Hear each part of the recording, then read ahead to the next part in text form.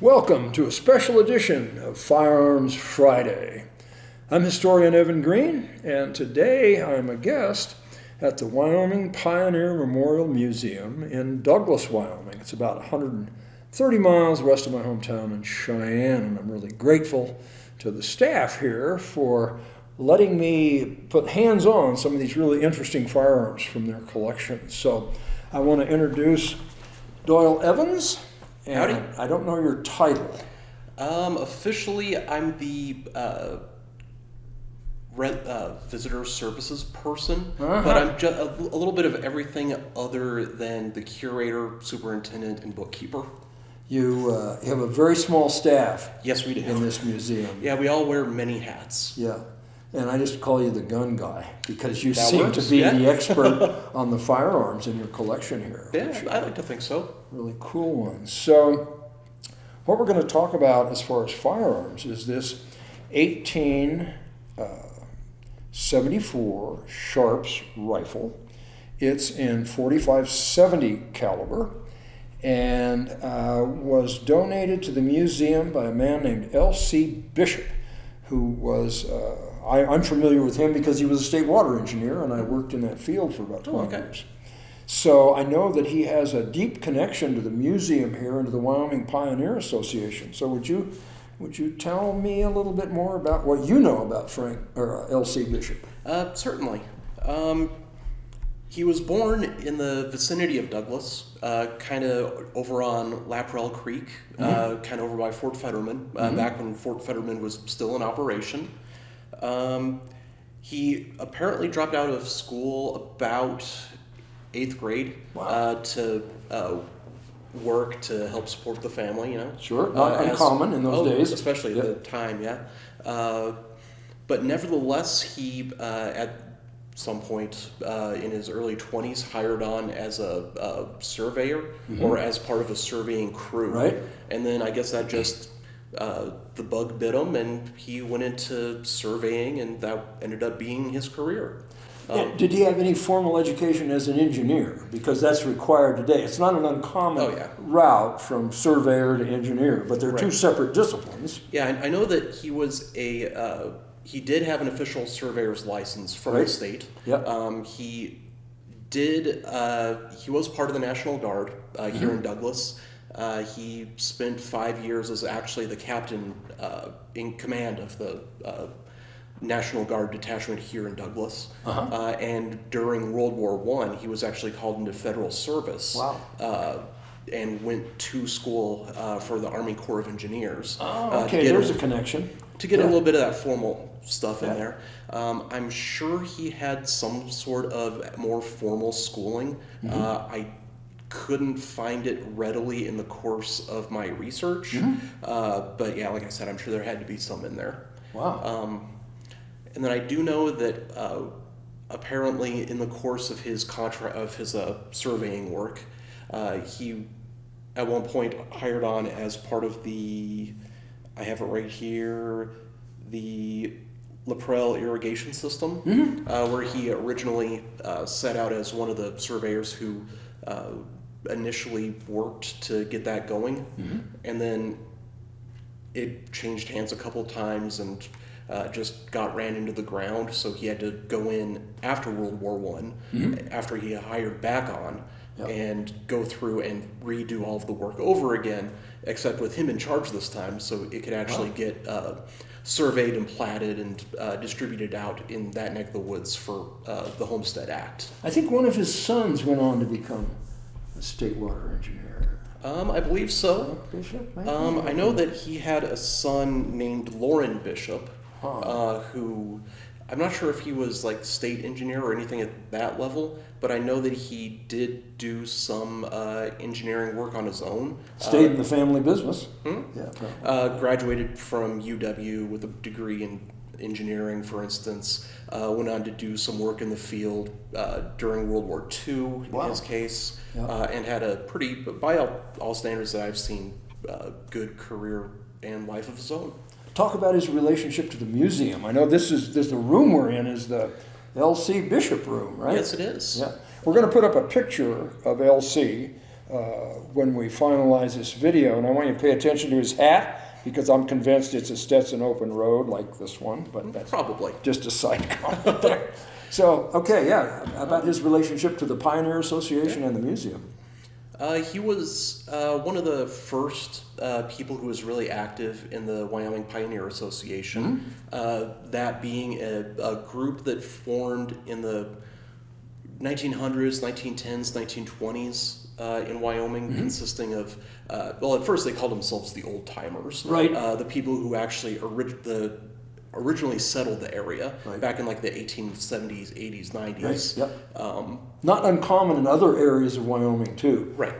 They'd have Oregon Trail days somewhere, and they'd trot out the old timers. Right. Yeah. The people who'd been there, done that, been around the block several times. And L.C. Bishop was one of the first real driving forces behind turning the Wyoming Old Timers group into the Wyoming Pioneer Association and making it more of like a formal, having annual meetings and trying to actively preserve Wyoming history. That actually ended up later in his life being one of his big, real hobbies and passions, was the historic preservation and surveying of Wyoming. Wow. He was actually really active in putting out a lot of the first wave of markers on the Oregon Trail. Really? Wow. So that people, if they wanted to trace the trail, they could, as accurate as could possibly be done using information that they had at the time, especially. And he, like I said, instrumental in forming the WPA. And obviously donated this rifle. Yes, and he was also a fairly avid marksman. Oh, really? He actually competed, I think I saw my research at Camp Perry. I think that's correct. A couple times. I saw that, yeah. The national shoot out there. And at some point he picked up this... From a guy named Shorts? Frank Decastro, allegedly. Yes. Yeah, so I have some information on Frank Decastro. And I screwed up because I didn't get a cartridge, a 4570 cartridge. Would you grab one of those off the table? Dean's going to get it. Okay. They're not artifacts. You can just pick it up. Yeah. No. The next one, that one. That big boy? Okay. All right. All right. Thank you, sir. So there's a 4570 cartridge. And it was adopted by the United States military in the Springfield trapdoor rifle and carbine in 1873, and was a popular cartridge on the Buffalo Plains. This is known as a buffalo gun, and it certainly would have fit that role. There were estimates of between maybe 40 to 60 million buffalo on the high plains at the start of the 19th century, and by 1883 it was down to hundreds, And the Sharps rifle was in many ways partially responsible for that, because it was very popular in its various calibers with the buffalo hunters. But again, by 1883, the hide business was over, and all that was left was a lot of whitening bones on the plains. And one of the reasons this was tolerated and in fact encouraged was by killing off the buffalo, they also had a tremendous effect on the Native Americans of the time, because the buffalo was their supermarket. They used the hide, they used the hooves, the bone, of course the meat, made glue from the hooves. That's the old saying, using every part of the buffalo. Absolutely, yeah. So that was kind of a sad story, but again, it was encouraged by the United States government and the military, because it forced the Native Americans onto reservations. So I'm going to talk about what I think maybe the most famous use of a Sharps rifle. In 1874, there was an encampment of buffalo hunters pursuing the southern herd of buffalo. The herds were separated basically by the Transcontinental Railroad. So this was at a place called Adobe Walls. They had kind of a supply store there where they had their wagons, and they were camped there. And early one morning, a ridgepole in one of the buildings broke. They heard the noise. Everybody got up to see what was going on. It was a good thing they did, because there was an estimated 700 to 1,000 Comanche and Kiowa warriors about to attack that encampment. And 2 guys were killed immediately because they weren't in one of the buildings. They were sleeping under their wagon. So they were goners immediately. And the Indians, the Native Americans, were banging on doors, trying to break in the doors to get to the people inside. But they were all armed with their buffalo rifles, which would kill at very long range. So there was one of the hunters named Billy Dixon, and I think the fight went on for like 3 days. Oh, wow. Yeah. And towards the end of it, they're out kind of seeing what's going on, and they see an Indian on horseback on a ridge in the distance. So Billy Dixon borrows a Sharps 50 caliber rifle and hits that Indian at an estimated 1,500 yards. They've kind of measured that, and in the modern day, using replica Sharps rifles, or in some cases originals, they can duplicate that shot. And Dixon admitted in his autobiography, that it was a scratch shot, that it was a lot of luck involved, of course. I mean, he had to hold over by like 35 yards in order to make that shot. He was later involved in what was called the Buffalo Wallow fight, and it was 5 or 6 civilian scouts, and I think maybe 1 or 2 military personnel, and they were attacked again. I think it was by Kiowas this time, and they took refuge in a buffalo wall. 2 or 3 of them were seriously wounded. One of them died at the site, but Dixon and the other civilian scouts got the Congressional Medal of Honor for their activities in that fight. So, okay, I'm going to talk about Frank Decastro, because I found him to be a pretty interesting guy.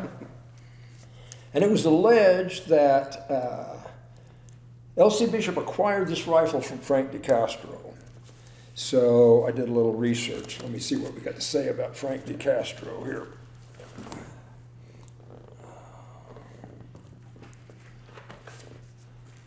Okay, Frank Decastro.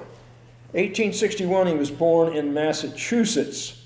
March of 1880, he departed Massachusetts with a group of miners headed for the Leadville mining district. By 1882, he is an employee of the Great Wyoming Copper Company.